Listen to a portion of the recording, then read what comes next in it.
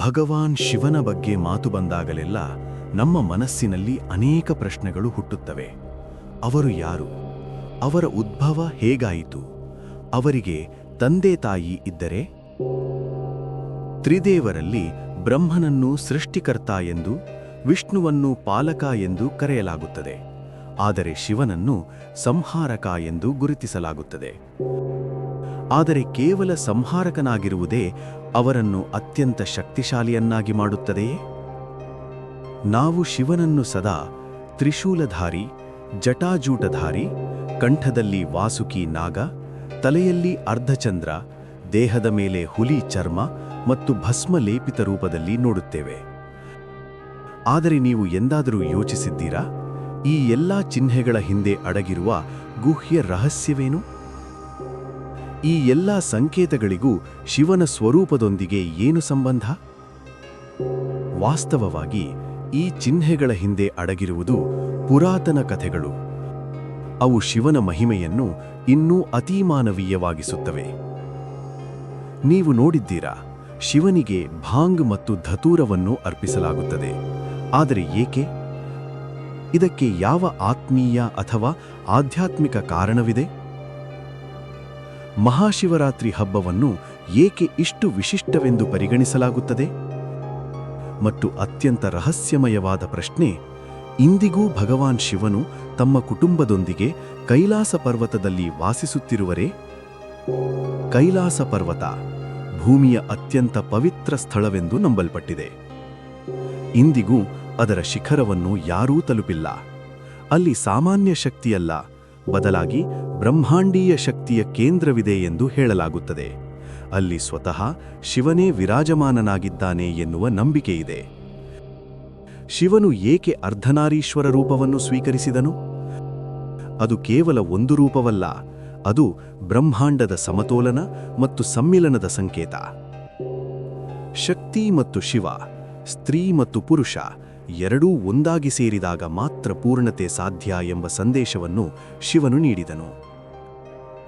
ನಾಗೇಂದ್ರಹಾರಾಯ ತ್ರಿಲೋಚನಾಯ ಭಸ್ಮಾಂಗರಾಗಾಯ ಮಹೇಶ್ವರಾಯ. ಈ ಮಂತ್ರ ಕೇವಲ ಪದಗಳ ಸಂಗ್ರಹವಲ್ಲ, ಇದು ಶಿವನ ಅಪಾರ ಮಹಿಮೆಯ ಗಾನ. ಕಂಠದಲ್ಲಿ ನಾಗಗಳನ್ನು ಧರಿಸಿರುವ ದೇವರು, ಮೂರನೇ ಕಣ್ಣಿನಿಂದ ಸಂಹಾರ ಮಾಡುವವನು, ಭಸ್ಮದಿಂದ ಲಿಪ್ತನಾಗಿ ಮರಣವನ್ನೇ ನಿಯಂತ್ರಿಸುವವನು, ಅವನೇ ಮಹಾದೇವ. ಅವರು ಆದಿ, ಅವರು ಅನಂತ. ಸ್ವತಃ ಭಗವಾನ್ ರಾಮ ಮತ್ತು ರಾವಣ ಕೂಡ ಶಿವನನ್ನು ಆರಾಧಿಸಿದ್ದಾರೆ. ಶಿವನು ಕೇವಲ ಸಂಹಾರಕನಲ್ಲ, ಅವನು ಸೃಷ್ಟಿಕರ್ತನೂ ಹೌದು, ಪಾಲಕನೂ ಹೌದು ಮತ್ತು ಪುನರ್ನಿರ್ಮಾಣದ ಅಧಿಷ್ಠಾತನೂ ಹೌದು. ಅವನು ದೇವರಿಗೂ ದೇವ, ದೇವಾಧಿದೇವ, ಮಹಾದೇವ. ಬ್ರಹ್ಮ ಮತ್ತು ವಿಷ್ಣುವು ಕೂಡ ಶಿವನನ್ನು ಸುತ್ತಿದ್ದಾರೆ. ಯಾಕೆಂದರೆ ಶಿವನು ಯಾರಿಂದಲೂ ಜನಿಸಿದವನಲ್ಲ, ಅವನು ಸ್ವಯಂಭೂ. ಶಿವಪುರಾಣ ಹೇಳುತ್ತದೆ, ಶಿವನು ಬ್ರಹ್ಮಾಂಡದ ಸೃಷ್ಟಿಗಿಂತ ಮುಂಚೆಯೂ ಇದ್ದನು ಮತ್ತು ಪ್ರಳಯದ ನಂತರವೂ ಇರುತ್ತಾನೆ. ಅವನು ಪಂಚತತ್ವಗಳಿಗೂ ಮೀರಿದವನು, ಅಮರ ಮತ್ತು ಸ್ವತಃ ಕಾಲದ ಅಧಿಪತಿ. ಆದರೆ ಪ್ರಶ್ನೆ ಇನ್ನೂ ಉಳಿಯುತ್ತದೆ, ಶಿವನು ಹುಟ್ಟಲೇ ಇಲ್ಲ ಅಂದರೆ ಅವನ ಅಸ್ತಿತ್ವ ಹೇಗೆ ಪ್ರಾರಂಭವಾಯಿತು? ಈ ರಹಸ್ಯಕ್ಕೆ ಪುರಾಣಗಳಲ್ಲಿ ವಿಭಿನ್ನ ಕಥೆಗಳು ದೊರಕುತ್ತವೆ. ವಿಷ್ಣು ಪುರಾಣದ ಪ್ರಕಾರ, ಒಂದು ಕಾಲದಲ್ಲಿ ಸಂಪೂರ್ಣ ಸೃಷ್ಟಿ ನೀರಿನಲ್ಲಿ ಲೀನವಾಗಿದ್ದಾಗ ಶೇಷನಾಗನ ಮೇಲೆ ಯೋಗನಿದ್ರೆಯಲ್ಲಿ ಭಗವಾನ್ ವಿಷ್ಣು ಮಾತ್ರ ಇದ್ದರು. ಆ ಕ್ಷಣದಲ್ಲಿ ಅವರ ತಲೆಯಿಂದ ಒಂದು ದಿವ್ಯ ಪ್ರಕಾಶ ಹೊರಹೊಮ್ಮಿತು. ಅದು ಸಾಮಾನ್ಯ ಬೆಳಕಲ್ಲ, ಅದು ಬ್ರಹ್ಮಾಂಡೀಯ ಶಕ್ತಿಯ ಪುಂಜ. ಅದೇ ಪ್ರಕಾಶದಿಂದ ಶಿವನ ಪ್ರಾಕಟ್ಯವಾಯಿತು. ಅಂದು ಒಂದು ಭೀಕರ ಗರ್ಜನೆ ಕೇಳಿಬಂತು. ಸಂಪೂರ್ಣ ಬ್ರಹ್ಮಾಂಡ ಕಂಪಿಸಿತು ಮತ್ತು ಆ ದಿವ್ಯ ಪ್ರಕಾಶದಿಂದ ನಟರಾಜ ಪ್ರತ್ಯಕ್ಷನಾದ. ನಟರಾಜ, ಯಾರ ನೃತ್ಯದಿಂದ ಸೃಷ್ಟಿ, ಸ್ಥಿತಿ ಮತ್ತು ಸಂಹಾರ ನಡೆಯುತ್ತದೆ. ಅಗ್ನಿಸ್ತಂಭದಿಂದ ಅನಾವರಣವಾದ ಪರಮಸತ್ಯ. ಬ್ರಹ್ಮಾಂಡದ ಆರಂಭದಲ್ಲಿ ಒಂದು ಮಹತ್ತರ ಘಟನೆ ನಡೆಯಿತು. ಅದು ಅಗ್ನಿಸ್ತಂಭ ಕಥೆ. ಬ್ರಹ್ಮ ಮತ್ತು ವಿಷ್ಣು, ಸೃಷ್ಟಿಕರ್ತ ಮತ್ತು ಸಂರಕ್ಷಕ, ಇಬ್ಬರಲ್ಲೂ ಅಹಂಕಾರ ಉಕ್ಕಿಬಂತು. ನಾನೇ ಶ್ರೇಷ್ಠ, ಎಂದು ಇಬ್ಬರೂ ತಮಗೆ ತಾವೇ ಘೋಷಿಸಿದರು. ಆ ಕ್ಷಣದಲ್ಲಿ ಬ್ರಹ್ಮಾಂಡವನ್ನೇ ಕಂಪಿಸಿದಂತೆ ಒಂದು ಅನಂತ ಅಗ್ನಿಸ್ತಂಭ ಆಕಾಶದಿಂದ ಭೂಮಿಯವರೆಗೆ ಪ್ರಕಟವಾಯಿತು. ಅದಕ್ಕೆ ಆರಂಭವೂ ಇಲ್ಲ, ಅಂತ್ಯವೂ ಇಲ್ಲ.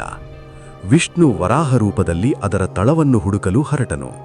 ಬ್ರಹ್ಮ ಹಂಸ ರೂಪದಲ್ಲಿ ಅದರ ಶಿಖರವನ್ನು ಹುಡುಕಲು ಹೊರಟನು. ಯುಗಗಳು ಕಳೆದರೂ ಯಾರಿಗೂ ಅದರ ಅಂತ್ಯ ಸಿಗಲಿಲ್ಲ. ಇದು ಏನು ಸೂಚನೆ? ಅಹಂಕಾರಕ್ಕೆ ಸತ್ಯ ಸಿಗುವುದಿಲ್ಲ. ಅಷ್ಟರಲ್ಲಿ ಅಗ್ನಿಸ್ತಂಭದ ಮಧ್ಯದಿಂದ ಪ್ರಕಟಿಸಿದವನು ರುದ್ರ, ಅದೇ ಶಿವತತ್ವ. ಇಲ್ಲಿಯೇ ಸಂಭವಿಸುತ್ತದೆ ರುದ್ರನ ಜನ್ಮ. ಅವನು ಬ್ರಹ್ಮನನ್ನೂ ಅಲ್ಲ, ವಿಷ್ಣುವನ್ನೂ ಅಲ್ಲ. ಅವನು ಅವರಿಬ್ಬರಿಗೂ ಮೀರಿದ ಪರಮತತ್ವ. ಅದಕ್ಕಾಗಿ ಶಿವನನ್ನು ಅನಾದಿ ಅನಂತ ಎಂದು ಕರೆಯಲಾಗುತ್ತದೆ. ಆ ರುದ್ರ ಸ್ವರೂಪದ ಪ್ರತಿ ಗುಣ, ಪ್ರತಿ ಲೀಲೆಗೆ ಒಂದು ನಾಮ. ಹೀಗೆ ಉದ್ಭವಿಸಿದವು ಶಿವನ 108 ನಾಮಗಳು. ಪ್ರತಿ ನಾಮವು ಒಂದು ಗುಣದ ಪ್ರತಿಬಿಂಬ. ಉದಾಹರಣೆಗೆ, ನೀಲಕಂಠಾಯ ನಮಃ, ವಿಷವನ್ನು ಅಮೃತವಾಗಿಸುವ ತ್ಯಾಗ. ಮಹಾದೇವಾಯ ನಮಃ, ಎಲ್ಲದಕ್ಕೂ ಮೀರಿದ ಮಹಾಶಕ್ತಿ. ಪಶುಪದಯೇ ನಮಃ, ನಮ್ಮೊಳಗಿನ ಅಶಾಂತಿ, ಭಯ, ಅಹಂಕಾರಗಳ ಮೇಲೆ ಆಳ್ವಿಕೆ. ಅನಾದಿ ನಿಧನಾಯ ನಮಃ, ಆರಂಭವೂ ಇಲ್ಲ, ಅಂತ್ಯವೂ ಇಲ್ಲ. ಈ ಮಂತ್ರ ಕೇವಲ ಪದಗಳ ಸಂಗ್ರಹವಲ್ಲ, ಇದು ಶಿವನ ಅಪಾರ ಮಹಿಮೆಯ ಗಾನ. ಕಂಠದಲ್ಲಿ ನಾಗಗಳನ್ನು ಧರಿಸಿರುವ ದೇವರು, 3ನೇ ಕಣ್ಣಿನಿಂದ ಸಂಹಾರ ಮಾಡುವವನು, ಭಸ್ಮದಿಂದ ಲಿಪ್ತನಾಗಿ ಮರಣವನ್ನೇ ನಿಯಂತ್ರಿಸುವವನು, ಅವನೇ ಮಹಾದೇವ. ಈ ನಾಮಗಳನ್ನು ಜಪಿಸುವುದು ಕೇವಲ ಭಕ್ತಿಯಲ್ಲ, ಅದು ಮನಸ್ಸಿನ ಶುದ್ಧೀಕರಣ. ಅಗ್ನಿಸ್ತಂಭದ ಕಥೆಯ ಗುಪ್ತ ತಾತ್ಪರ್ಯ. ಅಗ್ನಿಸ್ತಂಭ ಎಂದರೆ ಕೇವಲ ಬೆಂಕಿಯ ಕಂಬವಲ್ಲ, ಅದು ಅಹಂಕಾರಕ್ಕೆ ಗಡಿ, ಅದು ಸತ್ಯಕ್ಕೆ ದಾರಿ. ಬ್ರಹ್ಮ ಜ್ಞಾನ, ವಿಷ್ಣು ಶಕ್ತಿ. ಆದರೆ ಇಬ್ಬರಿಗೂ ಸಿಗದ ಸತ್ಯ ಅಹಂಕಾರ ಬಿಟ್ಟಾಗ ಮಾತ್ರ ಶಿವ ಪ್ರಕಟಿಸುತ್ತಾನೆ. ಅದಕ್ಕಾಗಿಯೇ ಶಿವ ಮಧ್ಯದಲ್ಲಿದ್ದಾನೆ. ಅತಿ ಮೇಲೂ ಅಲ್ಲ, ಅತಿ ಕೆಳಗೂ ಅಲ್ಲ, ಸಮತೋಲನವೀ ಶಿವ. ಇದನ್ನು ಇಂದಿನ ಜೀವನಕ್ಕೆ ಹೇಗೆ ಜೋಡಿಸಬೇಕು? ಇಂದು ನಾವೆಲ್ಲರೂ ಒಂದಲ್ಲ ಒಂದು ರೀತಿಯಲ್ಲಿ ಬ್ರಹ್ಮ ಮತ್ತು ವಿಷ್ಣುವಿನಂತೆ ವರ್ತಿಸುತ್ತಿದ್ದೇವೆ. ನಾನೇ ಸರಿ, ನನ್ನದೇ ಶಕ್ತಿ, ನನ್ನದೇ ಜ್ಞಾನ. ಆದರೆ ಜೀವನ ಹೇಳುವುದು ಬೇರೆ ಕಥೆ. ಯಾವಾಗ ನಾವು ಅಹಂಕಾರ ಬಿಡುತ್ತೇವೋ, ನಿಲ್ಲುತ್ತೇವೋ, ಒಪ್ಪಿಕೊಳ್ಳುತ್ತೇವೋ, ಅಂದೇ ಶಿವತತ್ವ ಕೆಲಸ ಆರಂಭಿಸುತ್ತದೆ. ಅದರರ್ಥ ಸೋಲಿನಲ್ಲಿ ಪಾಠ ಕಾಣುವುದು, ನೋವಿನಲ್ಲಿ ಶಕ್ತಿ ಕಂಡುಕೊಳ್ಳುವುದು, ಮೌನದಲ್ಲಿ ಉತ್ತರ ಸಿಗುವುದು. ಇದೇ ಶಿವಮಾರ್ಗ.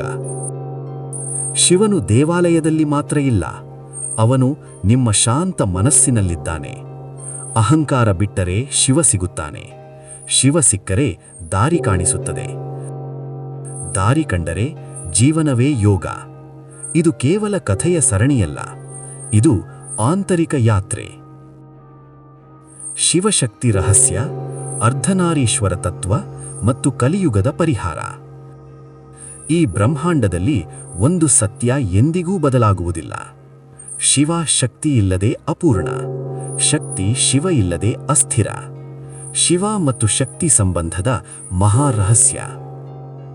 ಶಿವ ಎಂದರೆ ಚೇತನತೆ, ಕಾನ್ಷಿಯಸ್ನೆಸ್. ಶಕ್ತಿ ಎಂದರೆ ಚಲನೆ, ಎನರ್ಜಿ. ಶಿವ ಇರುವುದೇ ಶಾಂತ, ಶಕ್ತಿ ಇರುವುದೇ ಸೃಷ್ಟಿ. ಆದರೆ ಇಬ್ಬರೂ ಒಂದಾಗದೇ ಇದ್ದರೆ ಬ್ರಹ್ಮಾಂಡವೇ ನಡೆಯದು.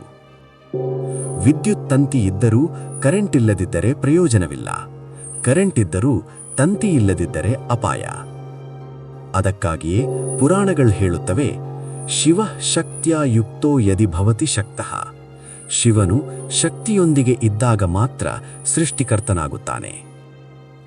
ಅರ್ಧನಾರೀಶ್ವರ ತತ್ವ, ಅತಿ ದೊಡ್ಡ ಸಂದೇಶ. ಒಮ್ಮೆ ಶಿವ ಹೇಳಿದನು, ನಾನು ಮತ್ತು ಶಕ್ತಿ ವಿಭಿನ್ನ ಅಲ್ಲ. ಅದೇ ಕ್ಷಣದಲ್ಲಿ ಪ್ರಕಟಿಸಿದ ರೂಪವೇ ಅರ್ಧನಾರೀಶ್ವರ. ಒಂದು ದೇಹ, ಎರಡು ಸ್ವರೂಪ. ಬಲಭಾಗ ಶಿವ, ಸ್ಥಿರತೆ, ತ್ಯಾಗ, ಜ್ಞಾನ. ಎಡಭಾಗ ಶಕ್ತಿ, ಸೃಷ್ಟಿ, ಪ್ರೀತಿ, ಕರುಣೆ. ಇದು ಕೇವಲ ದೇವರ ರೂಪವಲ್ಲ, ಇದು ಜೀವನ ಪಾಠ. ಅಂದರೆ ಬಲ ಮತ್ತು ಮೃದುತ್ವದ ಸಮತೋಲನ. ತರ್ಕ ಮತ್ತು ಭಾವನೆಯ ಸಮನ್ವಯ, ಪುರುಷ ಮತ್ತು ಸ್ತ್ರೀ ಶಕ್ತಿಯ ಏಕತ್ವ. ಸಮತೋಲನವೇ ಶಿವ. ಯಾವಾಗ ಒಂದು ಶಕ್ತಿ ಇನ್ನೊಂದನ್ನು ಹತ್ತಿಕ್ಕುತ್ತದೋ ಅಲ್ಲಿ ವಿನಾಶ ಆರಂಭವಾಗುತ್ತದೆ. ಕಲಿಯುಗದಲ್ಲಿ ಶಿವಭಕ್ತಿಯ ಶಕ್ತಿ. ಕಲಿಯುಗದ ಸಮಸ್ಯೆ ಏನು? ಅಶಾಂತಿ, ಭಯ, ಅಹಂಕಾರ, ಅತಿಯಾದ ಆಸೆ. ಇವುಗಳಿಗೆ ಶಾಸ್ತ್ರಗಳು ನೀಡುವ ಪರಿಹಾರ ಒಂದೇ: ಶಿವಭಕ್ತಿ. ಏಕೆಂದರೆ ಶಿವ ಬೇಡಿಕೆ ಇಡುವುದಿಲ್ಲ, ಅಳವಡಿಕೆ ಮಾಡುತ್ತಾನೆ, ಭೇದಭಾವ ನೋಡುವುದಿಲ್ಲ. ಕಲಿಯುಗದಲ್ಲಿ ದೀರ್ಘ ಯಾಗಗಳೂ ಬೇಡ, ಕಠಿಣ ತಪಸ್ಸೂ ಬೇಡ. ಒಂದು ಮಂತ್ರ ಸಾಕು: ಓಂ ನಮಃ ಶಿವಾಯ. ಇದು ಮನಸ್ಸಿಗೆ ಶಾಂತಿ, ಆತ್ಮಕ್ಕೆ ಧೈರ್ಯ, ಜೀವನಕ್ಕೆ ದಾರಿ. ನೀವು ಮುರಿದಾಗ, ಸೋತಾಗ, ಏನೂ ಉಳಿಯದಾಗ ಶಿವ ಮಾತ್ರ ಉಳಿಯುತ್ತಾನೆ. ಅದಕ್ಕಾಗಿಯೇ ಹೇಳುತ್ತಾರೆ, ಶಿವ ಶರಣು ಎಂದವನು ಎಂದಿಗೂ ಒಂಟಿಯಾಗುವುದಿಲ್ಲ.